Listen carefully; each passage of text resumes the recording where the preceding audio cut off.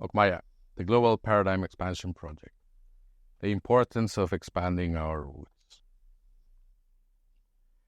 So what is Ocmaya, right? And why is it important that Ocmaya exists? Ocmaya intends to be an educational platform modeled after a museum.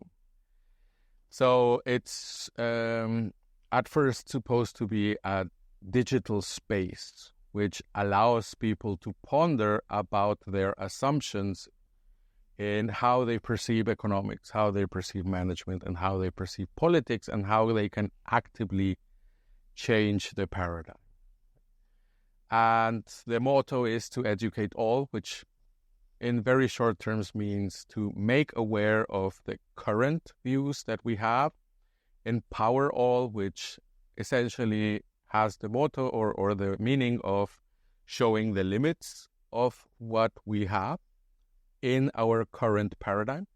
And the third is to enable global creativity, to increase participation in developing new models of doing business, in developing new ways of looking at economics, and developing the importance of being politically active around the world. But why is it important? Why should we change the base? Based on the prior video, which if you haven't seen it, I would urge you to look at it, at how the economic costs of our collective actions can be perceived as at least 100 trillion US dollars per year. We must accept that our decisions are really, really inefficient, and that we have a choice to actually change how we perceive the world so that we can create a much, much better efficiency with much better outcomes.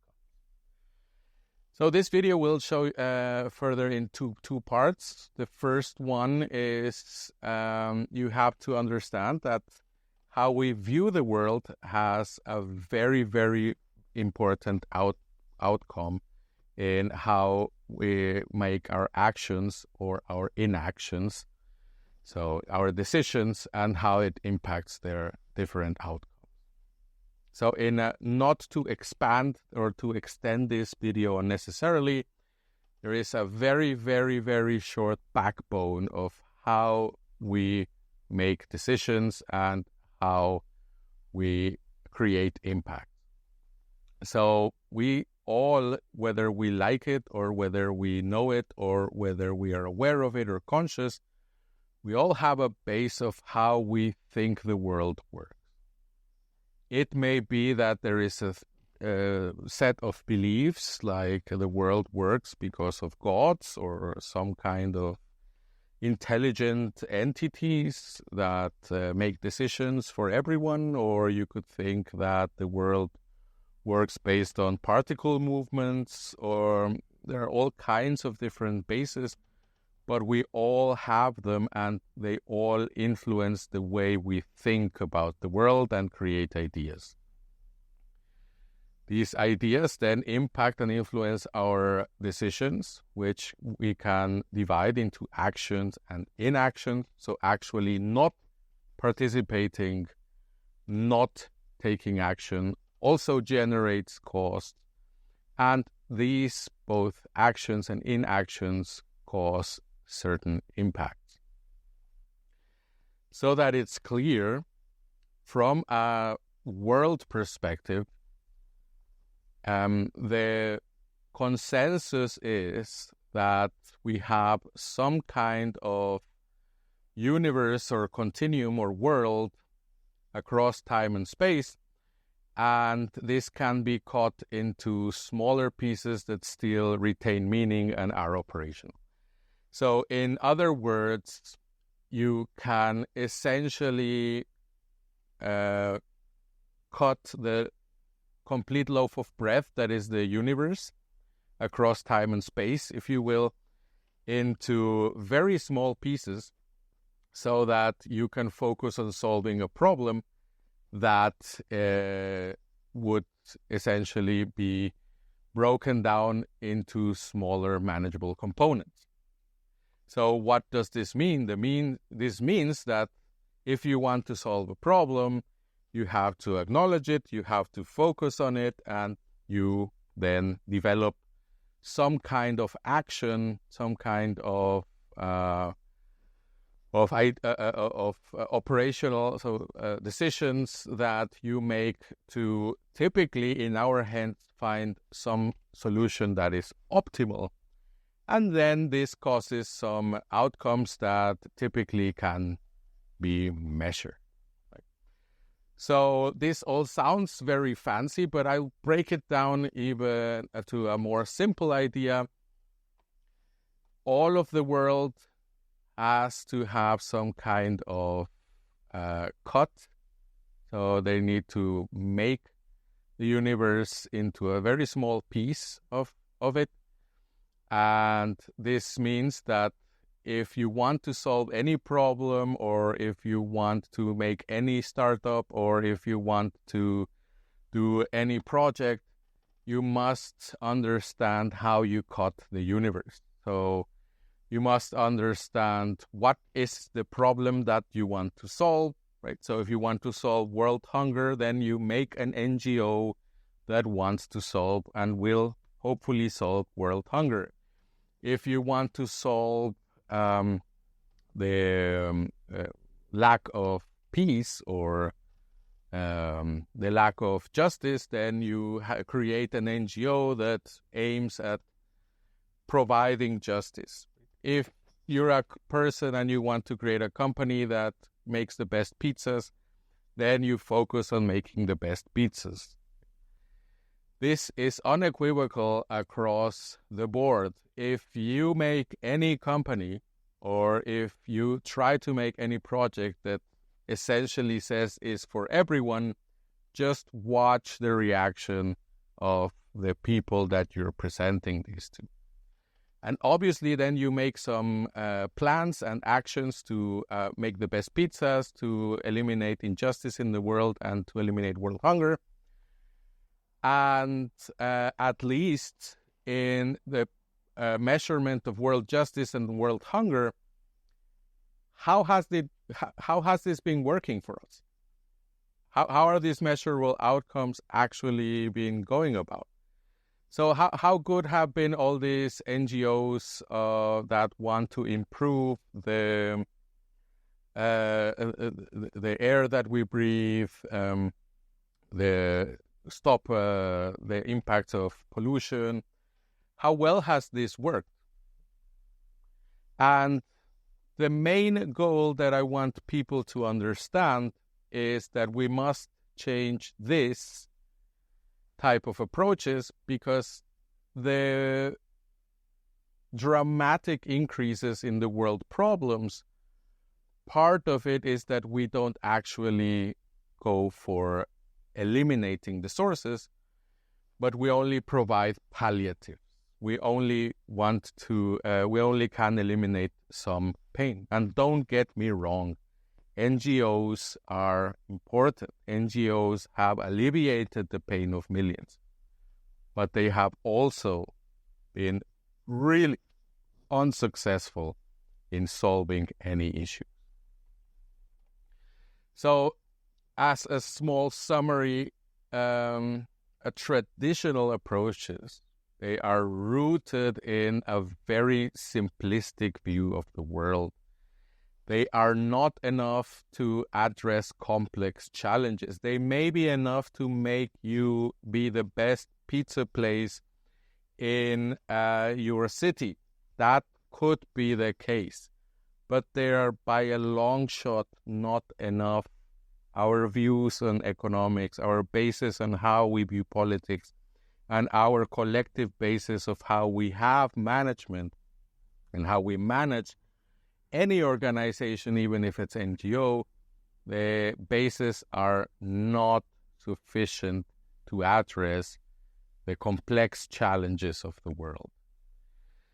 So in order to actually have even some kind of chance to actually have a substantial change, we must embrace a more holistic and complex understanding of the world.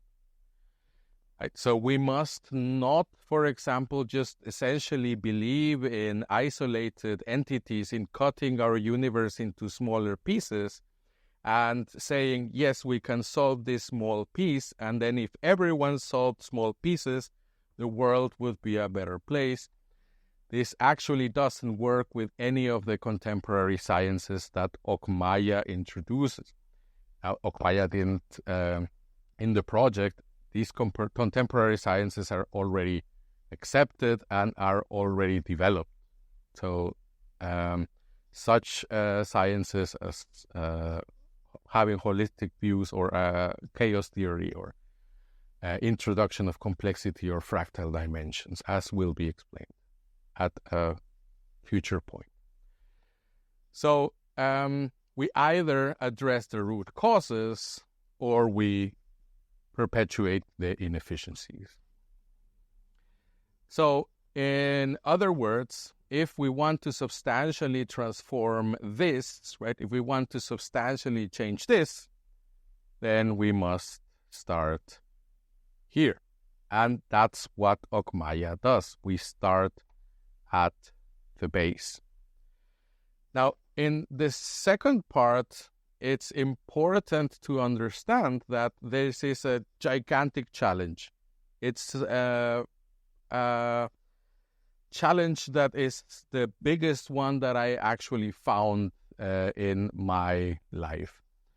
Why is this the case? Well, the global community is part of a very gigantic inertia of the world, of our history. And in order to see how our history has impacted us and how we have a very, very big gap between where we are and what Ocmaya wants to do, I offer a very small diagram that represents the way humanity has always tried to make sense of the world. From back in the day when we started as humans to ask questions of how the world works, of why we are here, what is our purpose, that eventually led to explanations of movements of particles, of explanations of orbits of planets, and so on, and obviously some kind of sciences as to how society and how people can govern themselves, right, and can be governed. Naturally, they didn't appear so smoothly, right? But these are the roots that essentially no one really is interested in, if we are very, very blunt. Then, out of a mix of these came economics. Adam Smith was essentially the father of classical economics, which has influenced a lot of our views in economics in many different schools of thought. And he was essentially perceived as a philosopher. So, but there are some issues of political science that has impacted economics, and also some views of physics, how the world is relatively mechanical and predictable. And then economics gave way to management, specifically with Frederick Taylor in scientific management. And then management gave way to formalization of different functions, let's say like marketing in the 70s and finance way before that, and accounting, which was formalized and later, but existed also before that, and so on and so forth. And modern organizations then have subdivisions of the divisions of management, and then they have subdivisions of the divisions of the subdivisions of management. And now we have specializations of the subdivisions of the divisions of the subdivisions of management, which are based on economics, which are based on some philosophical ways of looking at the world, and also how people act and how they should behave or how we can explain them, and some ideas of how physics works. And we all have these bases, but we all essentially are here. We are found here. So if you work for a company, even if you're a top manager, or if you are in the management board or some kind of position where you have to understand the entire corporation and the markets and so on, most probably you had a very specific role for many years before becoming top manager. So essentially, most of humanity is bound to some kind of specialization, and most of humanity is not even close aware of what are the actual basis of what we think and how we see the world. And this is the problem that needs to be addressed, and this is why Ocmaya can actually be used to revolutionize a lot of the decisions that we make, whether it be for an NGO, for a government, or for a for-profit organization.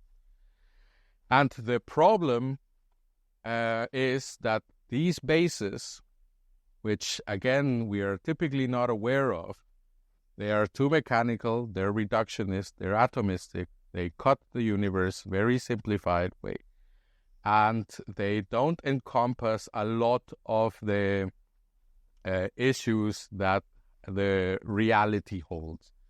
So this actually works very well under very, very, very certain conditions.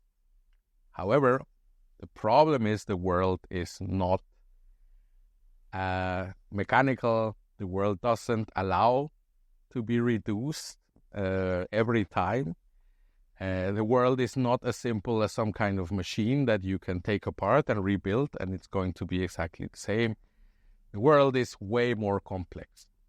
And what Ocmaya as a goal has is to overcome this single biggest hurdle, which is to understand that our world is way beyond what we see here, and to understand that they are at the basis of how we see the world, which essentially is at best only a privilege that is given to a very few people in very few universities around the world who have a dramatically big inertia and incentives to sustain this very mechanical view. And thus, Ocmaya wants to provide not only, the academia could also profit from this, certainly, but essentially the main issue of Ocmaya is to have a much better understanding of the world through contemporary science, with holistic views, with the science of complexity applied in politics, economics, and management, the ideas of nonlinearity, of fractal dimensions, of human centricity, right? Of what would it mean to put humans before processes in organizations and in policies.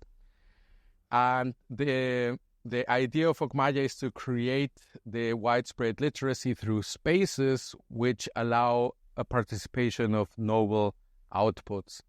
And these novel outputs would have a much better efficiency in the decisions that we make than those that we currently use in legacy methods or in typical views of the world. And they are expected to be more efficient because they have a more realistic and a way more accurate view of a world that's not linear, but it's way more complex. And obviously, I understand that this sounds very, very foreign. Of course, I would expect it to be. I would just want to go back to this point. If I'm talking about this here and you are worried about essentially how to improve your brand in the next 6 months, right, which is a very, very small division of marketing, and operative strategic marketing, and eventually the 4Ps, or however you want to subdivide it. So part of the product policy would be the branding, and then you're essentially responsible only for this very small point. Then you can easily dismiss, well, this is not for me because I am here and this is what is willing to do. But if everyone just remains here, then that's exactly the choice that we were given. We can either just remain here and keep doing things as we think that they will essentially come to some kind of efficiency, or we can actually move forward and improve our basis. So to see exactly how you also as a specialized person, even if it's for profit, if it's an NGO, please do take the time to look at the other resources and the example video, where it is with great detail explained what we can actually do and how expanding our paradigm can lead to great improvements in efficiency.